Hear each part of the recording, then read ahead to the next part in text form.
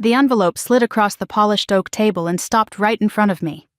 Robert Harper's hand stayed resting on it for a moment, like he wanted to make sure I understood the message before I even opened it. The room was quiet, too quiet. Crystal glasses, silverware, soft jazz playing somewhere in the background of that enormous dining room. And across from me sat my husband's parents, people who believed they already knew everything about me. Robert leaned back in his chair. "That should make things easier for everyone," he said. Daniel didn't look at me. Not once. I placed my hand on the envelope but didn't open it. I already knew what was inside. Money. A quiet exit. A polite way to say you don't belong in this family. They thought I was just a broke soldier who had somehow married into their world. What they didn't know, what none of them knew, was that my father owned $8 billion worth of shares in the very company Robert Harper ran. And that dinner, the one where they tried to buy me off, was the moment everything finally came into the open. But to understand how we got there, you have to go back a few years. Back before that envelope touched the table. Back to when Daniel Harper first met the poor girl he thought he married. My name is Emily Carter. I'm 35 years old and I serve as a logistics officer in the United States Army. For the past 3 years, I've been stationed just outside Fort Belvoir in Virginia. If you drove past my apartment building, you wouldn't look twice. Brick exterior, small balconies, a parking lot full of Hondas, Fords, and the occasional pickup truck. Nothing fancy. Inside my place, you'd find the same thing: simple furniture, a second-hand dining table, a couch I bought from a military family that was moving to Texas. I've always lived that way. Part of it comes from the military. Part of it comes from how I was raised.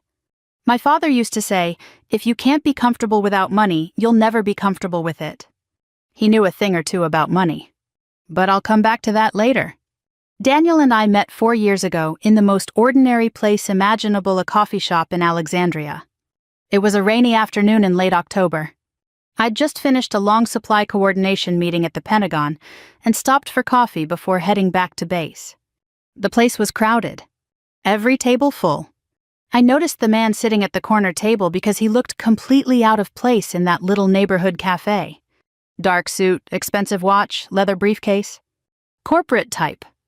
He glanced up as I walked past. "Excuse me," he said. "If you're looking for a seat, you can share this one." I hesitated for a second. Then I shrugged and sat down. We started talking the way strangers sometimes do when there's nothing else to do. Weather. Traffic. Work. He asked about the uniform folded over the back of my chair. "You Army," he said. "Logistics," I told him. He nodded like that impressed him. Then he introduced himself. Daniel Harper. The name didn't mean anything to me at the time. We talked for almost an hour. He had an easy way about him, confident without being arrogant. At least that's how it seemed then. Before we left, he said something I remember clearly.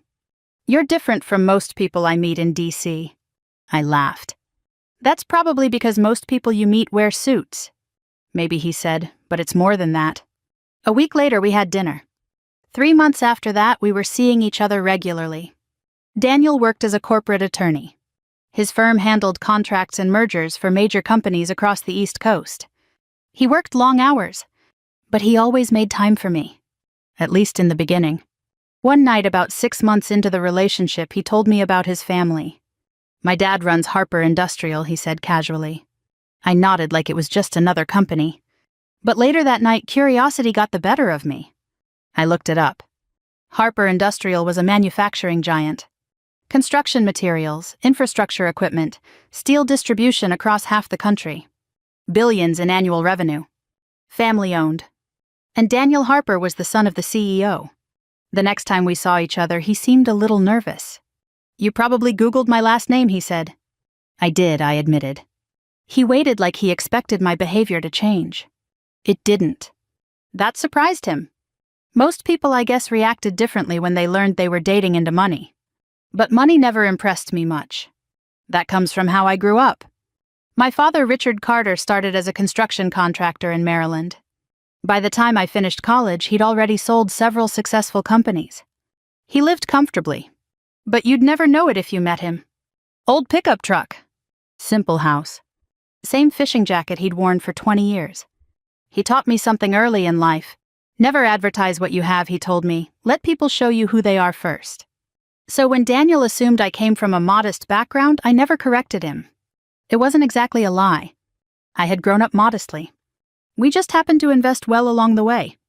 The first time Daniel saw my apartment, he looked around with mild surprise. You don't exactly live like someone in DC, he said. What does that mean? I mean, most people here try to show off a little. I shrugged. I'm in the army. Showing off isn't really part of the culture. He smiled. I like that. Over time, though, I noticed something. Daniel liked the idea that I didn't come from money. He liked being the successful one. The provider. The man with the bigger future. And I let him believe it. Not because I wanted to deceive him, but because I wanted to know something important. Would he still treat me the same if he thought I had nothing to offer but myself? For a long time, the answer seemed like yes. We got married 2 years after we met. A small ceremony in Virginia. Just a few friends. My father attended, of course. Daniel assumed he was a retired contractor. Dad didn't correct him. He just shook Daniel's hand and said, "Take care of my daughter." Daniel promised he would. For a while, everything felt steady. Normal. But families have a way of testing the strength of a marriage. And about a year after our wedding, Daniel said something one evening that set the entire story in motion. "Emily," he said, "my parents want to meet you." I looked up from the kitchen table. "They haven't met me yet." "They've been traveling," he said quickly, "and my dad's been busy with the company." Then he added something that stuck with me. "They're particular about people." I smiled. "I've dealt with army colonels. I can handle particular." Daniel chuckled. "Dinner next Friday at their place." I had no idea that dinner would lead to the envelope. Or the truth that would follow. But looking back now, I realize something. Some moments in life feel ordinary when they begin. And only later do you understand that everything was about to change. The night of the dinner arrived with the kind of crisp Virginia air that reminds you autumn is settling in for good. I left base a little early that afternoon and drove back to my apartment to change. My uniform hung neatly in the closet, but I chose a simple navy dress instead. Nothing flashy. Nothing that looked like I was trying too hard. Just something respectful. Daniel picked me up around 6. His car, a dark gray Mercedes, pulled into the parking lot like it always did, quiet and polished against the row of ordinary sedans. When I got in, he glanced at me and smiled. "You look nice," he said. "Thanks." He adjusted his tie in the mirror. "My parents are a little formal," he added, "just so you know." I figured. The drive to his parents' house took about 40 minutes. We crossed the Potomac and wound our way through one of those quiet neighborhoods in Arlington, where every house sits behind tall trees and long stone driveways. When Daniel turned onto their street, the homes got bigger. And bigger. Until finally we pulled up in front of what could only be described as an estate. The Harper house sat back from the road behind a curved driveway and iron gate. Large white columns framed the front porch, and soft lights illuminated the perfectly trimmed lawn. It looked less like a home and more like a place where senators held private fundraisers. Daniel parked near the front steps. "You okay?" he asked. I smiled. "I've been shot at before. I think I can handle dinner." He laughed. "Fair point." Inside the house was exactly what you'd expect from a family that ran a multi-billion-dollar company. Polished hardwood floors. Paintings on the walls that looked like they belonged in a museum. Furniture that probably cost more than my entire apartment. A woman in her late 60s stepped into the foyer. Margaret Harper. Tall, perfect posture, silver hair styled neatly above a calm but watchful face. She looked me over in a single glance. "Emily," she said politely. Her voice was smooth, practiced. Not warm, but not openly cold either. "Nice to finally meet you," I said. She extended her hand. Her grip was firm but brief. "Daniel has told us you serve in the army." "Yes, ma'am." She nodded once. "Interesting career choice." Before I could respond, another voice came from behind her. "Let the girl inside, Margaret." Robert Harper stepped into view. He was in his early 70s, tall and broad-shouldered even at that age.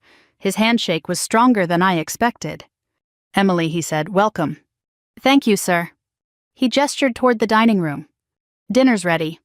The table was already set when we sat down. 4 plates. Crystal glasses. a chandelier casting warm light across the room. A housekeeper quietly served the first course before disappearing again into the kitchen. For a few minutes, the conversation stayed light. Daniel talked about work. Margaret mentioned a charity event she had attended. Robert asked me about my job. So, logistics officer, he said. That means paperwork and trucks. I smiled. Sometimes trucks, sometimes helicopters, depends on the week. He nodded slowly. And what do you plan to do long term? I'll stay in as long as the army will have me. Margaret set down her fork. That can't pay very much. Daniel shifted slightly in his chair. It's not really about the money, Mom. Margaret turned back to me. Of course not, she said. Her tone suggested she didn't quite believe that. Robert leaned back. And before the army, college in Maryland, I said. What did your parents do? My father worked in construction. Worked, Margaret asked. He's retired now. Robert nodded again, studying me with the same careful look he'd used when I first walked in. The kind of look businessmen use when they're evaluating a deal. Dinner continued like that. Quiet questions. Polite smiles.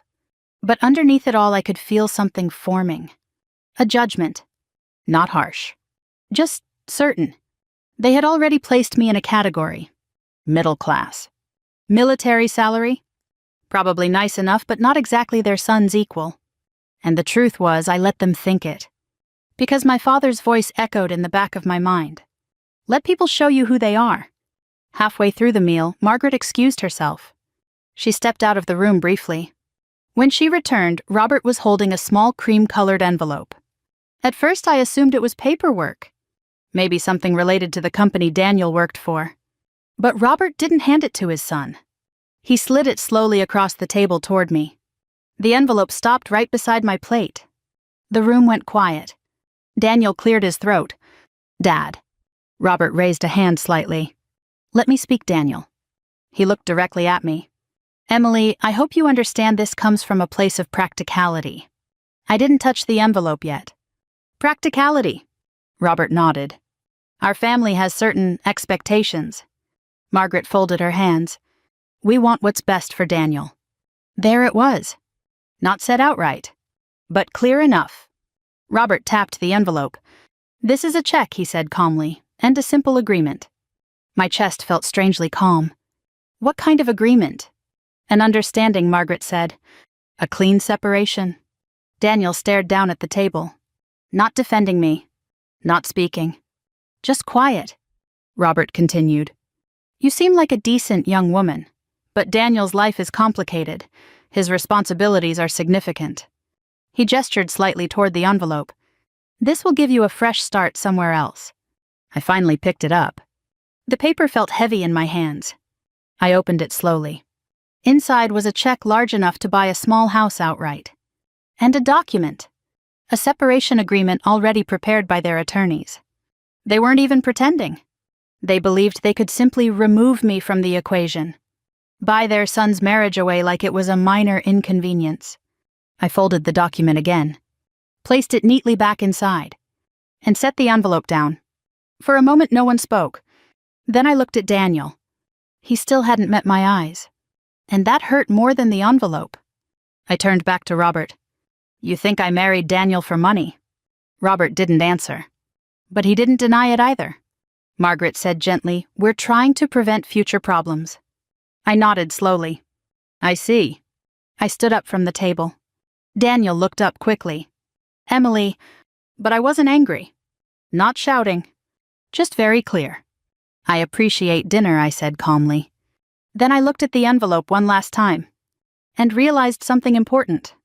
They thought they were protecting their fortune. What they didn't know was that the fortune they were protecting already had another owner sitting quietly in the room. They just didn't know it yet. And neither, it seemed, did my husband. I didn't storm out of the house. That might surprise you. In movies, people slam doors and drive off angry when something like that happens. But real life, especially when you've spent years in the military, teaches you something different. You learn to slow down when emotions rise. You learn to observe. So instead of making a scene, I sat back down. The envelope rested quietly beside my plate. Robert Harper watched me carefully, Margaret's expression remained composed, the way people look when they believe they're handling something unpleasant but necessary. Daniel still hadn't spoken. That silence settled over the table, heavier than anything else in the room. I folded my hands. "Can I ask something?" I said. Robert nodded. "Of course." "How long have you been planning this?" Margaret answered first. "It's not what you think." I gave a small smile. "It seems fairly clear." Robert leaned forward slightly. "We had the documents prepared this afternoon." "Before meeting me?" "Yes." That honesty, strangely enough, didn't offend me as much as Daniel's silence did. Because at least Robert Harper believed he was protecting his son. Daniel, on the other hand, just sat there staring at the table. I looked at him. "You knew about this." He hesitated. "That's not exactly—" "You knew," I repeated. He sighed and rubbed his forehead. "My parents worry about things like this," he said quietly. "Things like what?" "Motives." I let that word hang in the air. Motives. After a moment, I nodded slowly. "I understand." And the truth is, I did. When families build something large, companies' wealth reputation, they become protective of it. Suspicious of outsiders. Especially someone like me. An army officer with a modest apartment and a background they didn't bother investigating very deeply. But something still bothered me. Not the envelope. Not even the check. It was Daniel's willingness to sit there while it happened. Robert cleared his throat. "You don't have to decide tonight." I picked up the envelope again and slid it back across the table. Right toward him. "I've already decided." Margaret frowned slightly. "You're declining." "Yes." Robert's eyes narrowed a little. "Why?" "Because I didn't marry Daniel for money." I turned toward my husband. "I married him because I believed he respected me." Daniel finally looked up. "I do respect you." "Then why didn't you say anything?" He opened his mouth, then closed it again. And in that moment I saw something I hadn't fully noticed before. Daniel Harper was a confident attorney in a courtroom. But sitting at that table across from his father, he looked like a teenager again. Robert spoke. "Emily, you need to understand something." I looked back at him. "Our family has responsibilities," he said. "Daniel will one day inherit leadership of Harper Industrial." "I'm aware. That means every decision he makes reflects on the company." Margaret added gently, "Public perception matters." "And marrying a logistics officer in the army hurts that perception?" I asked. Robert didn't answer directly. "It complicates things." I sat there quietly for a moment. Then I asked the question that had been forming in my mind. "Did either of you ever consider asking about my background before deciding all this?" Margaret tilted her head slightly. "Daniel told us enough." I almost laughed. But I didn't. Instead, I said something simple. "You might have been surprised." Robert folded his hands. "How so?" I looked at Daniel. "Do you remember the first time you met my father?" Daniel nodded slowly. "At the wedding." "What did you think of him?" Daniel shrugged. "He seemed quiet." "That's accurate." Robert spoke again. "Emily, we're not questioning your character." "It feels like you are." Margaret sighed softly. "Marriage between families like ours often requires certain alignments." There it was again. Families like ours. I stood up. This time I was actually leaving. Daniel pushed his chair back. "Emily, wait." But I held up a hand. "No, stay." I turned to Robert and Margaret. "I appreciate your honesty tonight," I said calmly. Robert looked skeptical. "You do?" "Yes." "Why?" "Because now I know exactly where I stand." Margaret's voice softened slightly. "You're upset." "Not as much as you think." I glanced once more at the envelope still resting in front of Robert Harper. Then I added something they wouldn't fully understand until later. "You may want to keep that check." Robert frowned. "Why?" "You might need the money more than you think." For the first time all evening, Robert looked confused. Daniel walked me out to the driveway. The night air felt cooler than before. Neither of us spoke for a few seconds. Finally, he said, "You embarrassed them." I turned toward him. "Did I?" "They were trying to handle things quietly." "Quietly," I repeated. "Daniel, they tried to buy your wife." He looked uncomfortable. "You're making it sound worse than it was." That sentence told me everything. "Worse than it was," I said slowly. "Emily." I shook my head. Number? He rubbed his temples. My father built that company from nothing. That's not exactly true, I said. He frowned. What do you mean? But I didn't answer. Because that conversation wasn't meant for a driveway at night. It was meant for somewhere much more interesting. Like a boardroom. I got into my car. Daniel stood there watching. Where are you going? He asked. To see my father. At this hour? Yes. Why? I started the engine. Then I looked at him through the open window. Because I think it's time your family learned something about their company. Daniel frowned again. What are you talking about? I gave a small tired smile. You'll see soon enough. Then I drove away. An hour later I pulled into my father's driveway in Maryland. The porch light was on. It usually was. Dad believed lights kept trouble away. When I knocked, he opened the door almost immediately. Still wearing his old flannel shirt. Emily, he said, everything all right? I stepped inside. Not exactly. He closed the door behind me. What happened? I sat down at the kitchen table where I'd done homework 20 years earlier. Then I told him everything. The dinner. The envelope. The check. Dad listened quietly. When I finished, he leaned back in his chair and exhaled slowly. Well, he said. That's awkward. I couldn't help but smile. That's one word for it. He scratched his chin. You want revenge? I thought about that for a moment. Then I shook my head. Number. What do you want? I looked out the kitchen window into the dark yard. I want them to understand something. What's that? I turned back toward him. That people shouldn't judge someone's worth based on what they think is in her bank account. Dad nodded slowly. Then he said something that changed the course of everything that followed. Well, he said, if they want to talk about money. He stood up and reached for his phone. Maybe it's time they met their biggest shareholder. My father didn't rush into things. That's something you learn about a man after living with him for 35 years. Richard Carter never believed in reacting too quickly, especially when money and pride were involved. After he made that comment about their biggest shareholder, he didn't immediately call anyone. Instead, he poured 2 cups of coffee and sat back down at the kitchen table.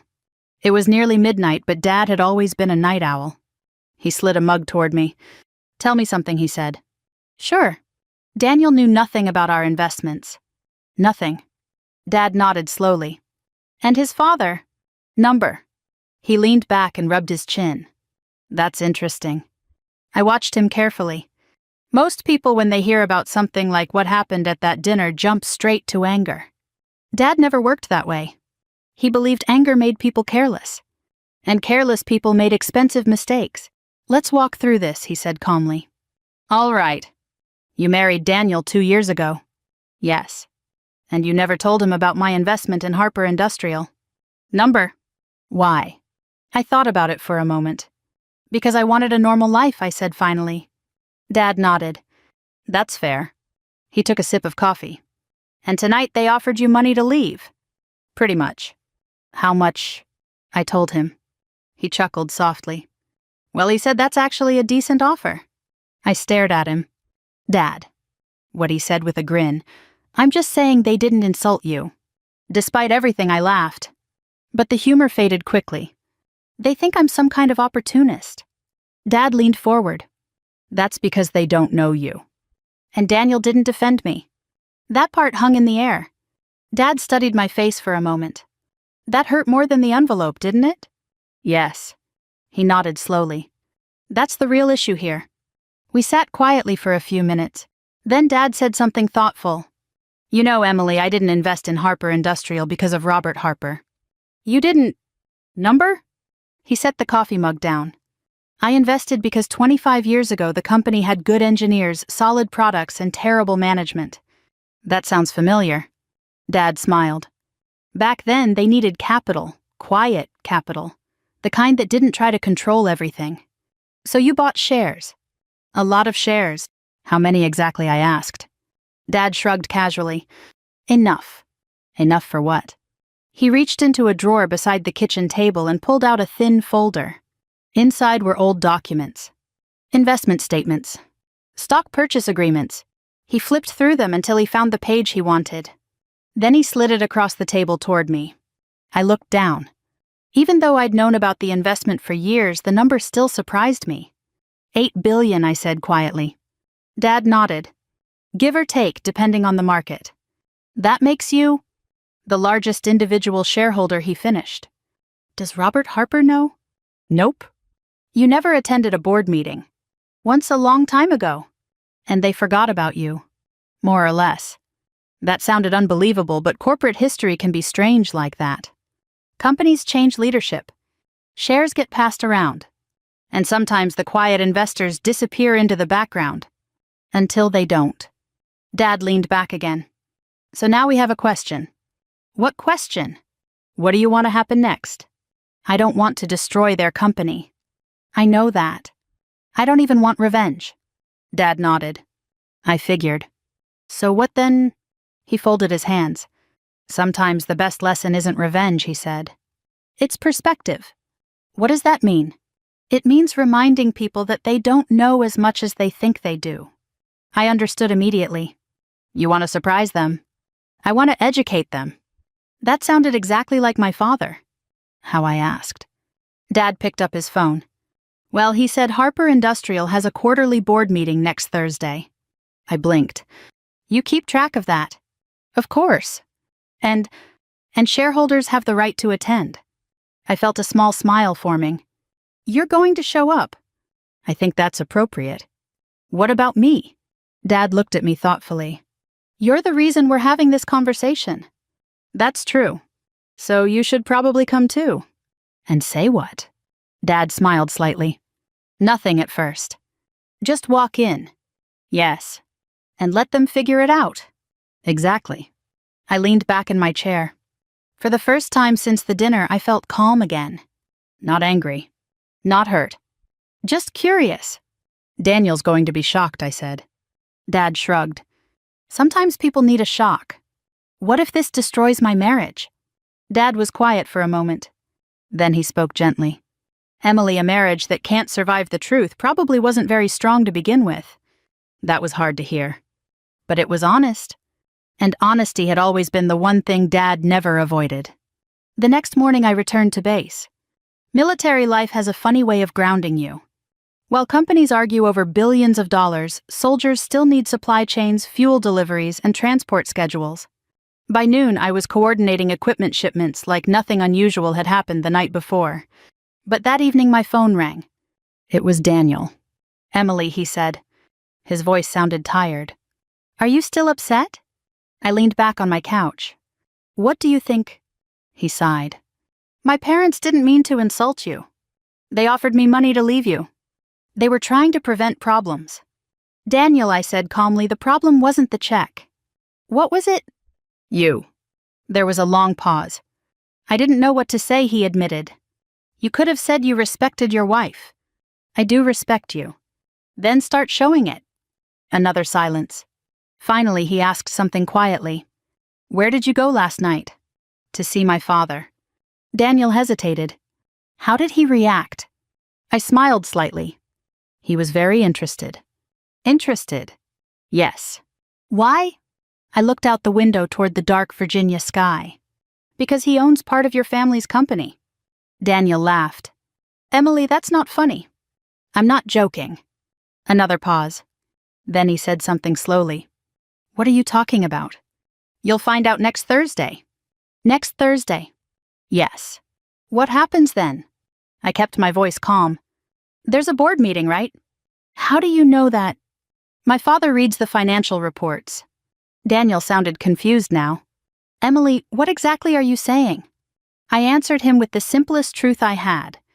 I'm saying your parents might want to reconsider how they treat people. Then I ended the call. The following Thursday was only 4 days away. But something told me it was going to be a very long 4 days for the Harper family. The boardroom sat on the top floor of Harper Industrial's headquarters in downtown Washington, D.C. I had passed the building many times over the years without giving it much thought.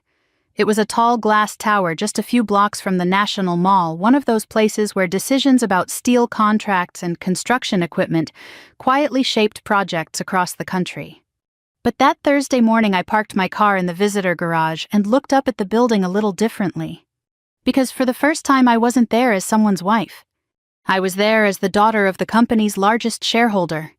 My father arrived a few minutes later in his usual way, driving his old Ford pickup.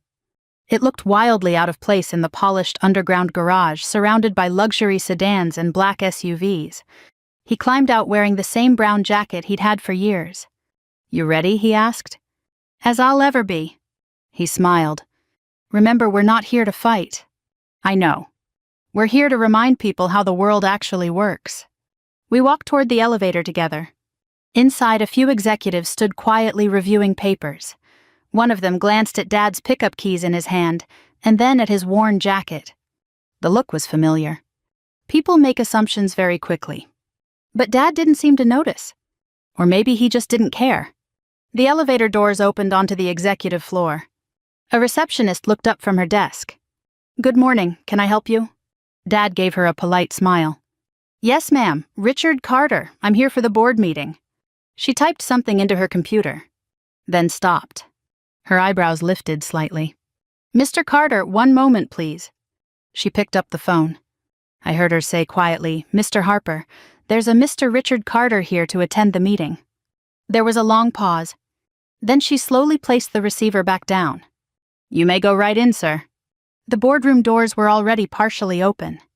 Inside, about a dozen people sat around a long polished table. Robert Harper stood at the far end speaking to a group of directors.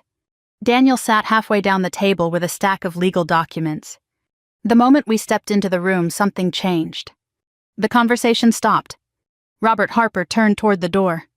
For a second, he didn't recognize my father. Then the company attorney leaned over and whispered something into his ear.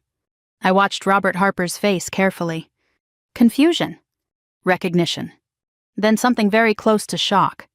"Mr. Carter," he said slowly. Dad nodded politely. "Morning." Robert glanced at me. His expression tightened.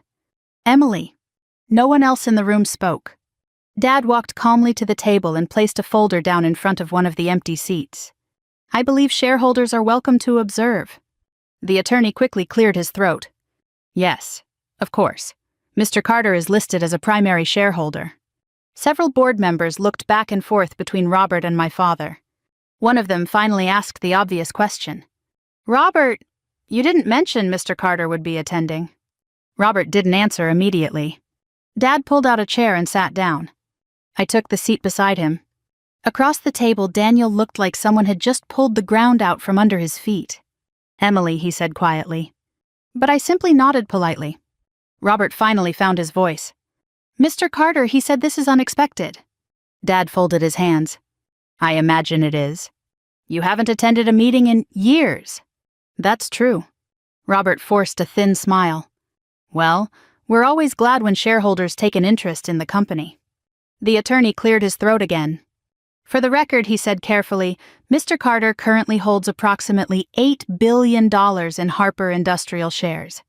That number echoed through the room like a dropped glass. Several board members sat up straighter. Someone whispered, $8 billion. Another director looked at Robert with obvious surprise. "You never mentioned that." Robert's jaw tightened. Daniel was still staring at me. "Emily," he said again. I finally spoke. "Hello, Daniel?" "Why didn't you tell me?" Dad answered calmly before I could. "My daughter prefers people to know her before they know her bank account." No one laughed. Because everyone understood the meaning. Robert leaned forward slowly. "You're saying Emily is your daughter?" "Yes." "And you own the Carter Construction Group that invested in the company years ago?" "That's correct." Robert's voice grew quieter. "You never disclosed your family connection to my son." Dad shrugged lightly. No one asked. The room was completely silent now. Every executive present understood exactly what had happened. Robert Harper had tried to buy off the daughter of his company's largest shareholder, and he had done it without even knowing it. Daniel finally spoke again. "Emily, I don't understand." I looked at him calmly. "You remember dinner last Friday?" His face turned pale. "The envelope," he said. Dad looked at Robert. "Envelope." Robert's expression hardened. "That was a private family matter." Dad nodded slowly. "I'm sure it was." He opened the folder in front of him. I'm not here to interfere with company operations, he continued. I've always believed Harper Industrial was run well. Robert seemed relieved to hear that. But Dad added calmly, I am very interested in how the people connected to the company treat others. Several board members exchanged glances. Dad continued speaking in the same quiet tone. Especially when those people assume someone has nothing. Robert said nothing. Daniel looked down at the table. And for the first time since that dinner, the balance in the room had completely shifted. No yelling. No threats. Just truth. And sometimes truth is louder than anything else. Dad closed the folder. Well, he said, shall we begin the meeting?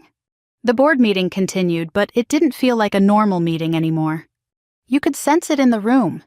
Executives who had walked in that morning expecting a routine quarterly discussion were now sitting a little straighter, speaking a little more carefully, and glancing from time to time at the quiet man in the worn brown jacket at the end of the table. My father didn't interrupt the discussion. He didn't criticize anyone. He simply listened. That in many ways made everyone even more uncomfortable. Because when a person with $8 billion worth of shares chooses to stay quiet, people naturally wonder what he's thinking. The meeting went on for nearly 2 hours. Production forecasts. Infrastructure contracts in the Midwest. Supply chain costs rising because of fuel prices. Normal business. But underneath it all, the tension never quite left the room. Robert Harper spoke less than usual. Daniel barely spoke at all. When the meeting finally ended, the board members began gathering their papers. Several of them approached my father. One older director shook his hand. Mr. Carter, he said warmly, I remember when you first invested in the company. It's good to see you again. Dad smiled politely. I've always believed the company had strong potential. Another board member added, your support during those early years helped stabilize things. Robert stood nearby saying very little. Eventually the room cleared. Only 4 of us remained. Robert, Daniel, my father, and me. The silence felt heavier than any conversation we'd had at that dinner table. Robert finally spoke. I believe we owe each other an explanation. Dad nodded calmly. That seems reasonable. Robert looked at me. Emily, I had no idea. I know. If I had known, you wouldn't have offered the envelope. His face tightened. That situation was misunderstood. Dad leaned forward slightly. Was it? Robert didn't answer. Instead, he turned toward Daniel. You knew nothing about this. Daniel shook his head slowly. Number? His voice sounded tired now. I didn't even know Emily's father had invested in the company. Dad chuckled quietly. That's partly my fault. Robert crossed his arms. You've allowed a misunderstanding to exist for years. Dad shrugged. I prefer a quiet life. Robert looked directly at me. And you? Same reason. Which is, I wanted to be valued for who I am. The words hung in the room. Daniel finally stood up and walked toward the window overlooking the city. I should have defended you, he said quietly. I didn't respond right away. Because the truth is, hearing those words didn't erase what had happened. But it mattered that he said them. Dad stood up slowly. Well, he said, I think my presence has made the point I intended. Robert frowned slightly. What point is that? Dad looked around the room. That people shouldn't assume they understand someone else's life based on appearances. Robert sighed. You think we judged your daughter unfairly? I know you did. Robert looked at the floor for a moment. Then he spoke more quietly. I spent 40 years building that company. I know. And I've seen people come after this family for money. Dad nodded. That happens. So when Daniel married someone we didn't know, we were cautious. Caution is fine, Dad said. Disrespect isn't. That sentence landed harder than anything else said that morning. Robert didn't argue. Instead, he looked at me again. I misjudged you. I appreciated the honesty. But something still remained unresolved. Robert, I said calmly. Yes? It wasn't just the envelope. What do you mean? You assumed my life had less value because I wore a military uniform. He opened his mouth to respond. But then he stopped. Because he knew it was true. Margaret Harper hadn't been there that morning, but her earlier words echoed in my memory. That can't pay very much. Dad stepped beside me. My daughter chose to serve her country, he said quietly. I consider that a far greater achievement than running a manufacturing company.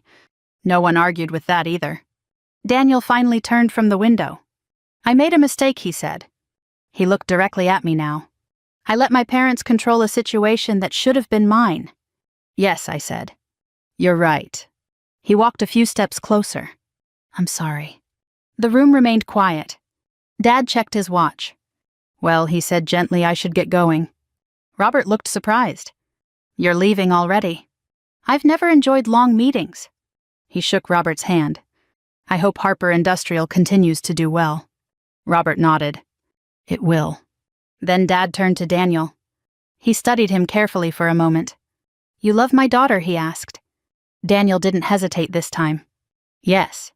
Dad nodded. Then prove it. With that, he walked toward the door. I followed him out into the hallway. The elevator doors closed behind us. For a few seconds, neither of us spoke. Finally, Dad looked at me. How do you feel? I thought about that. Tired, I said. That's understandable. Do you think they learned anything? Dad smiled slightly. Oh, yes. But learning something and changing are two different things. We stepped out into the parking garage. Dad walked toward his pickup truck. You going back to base? He asked. Later. He opened the truck door. What are you going to do now? I looked back toward the elevator. Daniel and I need to talk. Dad nodded. That's the hard part. He climbed into the truck. Before starting the engine, he added one more thing. Remember something, Emily? What? Money reveals character. He paused. But forgiveness reveals wisdom. I stood there watching his truck drive away. Back upstairs, Daniel Harper was waiting. And the real decision about our future was still ahead of us. Daniel was still standing by the window when I walked back into the boardroom. The city stretched out behind him through the tall glass panels, Washington monuments in the distance, traffic moving slowly along Constitution Avenue. It was the kind of view people in corporate offices like to admire, a reminder of power and proximity. But Daniel wasn't looking at the view. He was staring at the floor. When he heard the door close, he turned. For the first time since all of this started, the confidence I used to see in him wasn't there. Just honesty. I owe you more than an apology, he said. I pulled out one of the chairs and sat down again. Then start with the truth. He nodded. The truth is, I was afraid. Of what? My parents, the company, the expectations that come with it. He gave a small, bitter smile. When you grow up in a family like mine, everything becomes about protecting what's been built. I listened quietly. Somewhere along the way, he continued, I started thinking like them. Measuring people by where they came from, what they earned, what they could add to the family name. And me, you were the one person who didn't care about any of that. He shook his head slowly. I should have defended you at that dinner, the moment that envelope touched the table. Yes, I said. You should have. The silence that followed wasn't hostile. Just honest. Daniel pulled out the chair across from me and sat down. Are you leaving me? He asked. That question hung between us longer than any of the others. I don't know, I said finally. That's fair. He leaned back and rubbed his hands together. You know something strange, he said. What? When my dad started the company, he was a lot like your father. How so? He drove an old truck, worked 12-hour days, treated everyone the same whether they were a contractor or a client. What changed? Daniel sighed. Success. I thought about that. Success has a way of slowly changing people if they aren't careful. Sometimes it builds confidence. Sometimes it builds walls. My father never let money change him, I said. Daniel nodded. I noticed. We sat there quietly for a moment. Then he said something unexpected. I'm leaving the firm. I looked up. What? I resigned this morning. Why? Because I realized something after you left the house Friday night. He leaned forward slightly. I've spent my entire career protecting contracts, protecting assets, protecting corporate interests. And I forgot how to protect the person who mattered most. The sincerity in his voice caught me off guard. What are you going to do instead? I asked. I've been talking to a legal nonprofit that works with veterans. Veterans? Yes. They help former service members navigate disability claims, housing disputes, employment issues. He gave a small shrug. Turns out there are a lot of soldiers who need lawyers more than corporations do. For the first time since the dinner at his parents' house, I felt something inside my chest loosen. You'd leave all of that behind. Money. Yes. He smiled faintly. I think I've had enough of money making decisions for me. I looked out the window for a moment. My father's words came back to me. Money reveals character. Forgiveness reveals wisdom. Daniel, I said quietly. Yes. I didn't hide my father's investment because I wanted to test you. Then why? Because I wanted to live a life that felt real. He nodded. I understand that now. But understanding it now doesn't erase what happened. I know. We sat there for another minute. Then Daniel said something simple. I'm willing to rebuild. I studied his face carefully. Age has a way of teaching you something important. People reveal who they are, not by what they promise, but by what they change. You'll have to earn my trust again, I said. That seems fair. It might take time. I have time. That answer sounded steady. And for the first time in days, I believed him. Later that evening, we walked out of the building together. The air outside had that early autumn chill again, the same kind of evening that had started this whole story. Daniel stopped beside my car. So what happens now, he asked. Now I said we go back to living like normal people. He smiled. That might be harder than it sounds. Maybe. Then I added something I knew my father would appreciate. But it's probably the only way a marriage works. A few weeks later, Daniel and I drove out to visit my father. Dad was sitting on his porch when we arrived, sipping coffee and watching the sunset over the trees. He looked up as we walked toward him. Well, he said with a grin, looks like the two of you are still speaking. Daniel laughed nervously. Yes, sir. Dad studied him for a moment. You learning anything lately? Daniel nodded. A lot. Dad leaned back in his chair. Good. He gestured to the empty seats beside him. Sit down. Life's easier when people sit and talk instead of sliding envelopes across tables. We all laughed at that. And something about the moment felt peaceful. Not perfect, but honest. Looking back now, I realized that dinner wasn't really about money. It was about something much simpler. Respect. The kind of respect you show people whether they're wearing a business suit, an army uniform, or an old construction jacket. Because at the end of the day, the size of someone's bank account doesn't tell you much about their character. But the way they treat others, that tells you everything. And if this story reminded you of someone in your own life, or made you think about how quickly we sometimes judge people, then maybe it served its purpose. If you'd like to hear more stories like this, feel free to share it with someone who might appreciate it. And if you enjoy thoughtful stories about life, family, and second chances, you're always welcome to listen again. Sometimes the best lessons come from the quiet moments we didn't expect.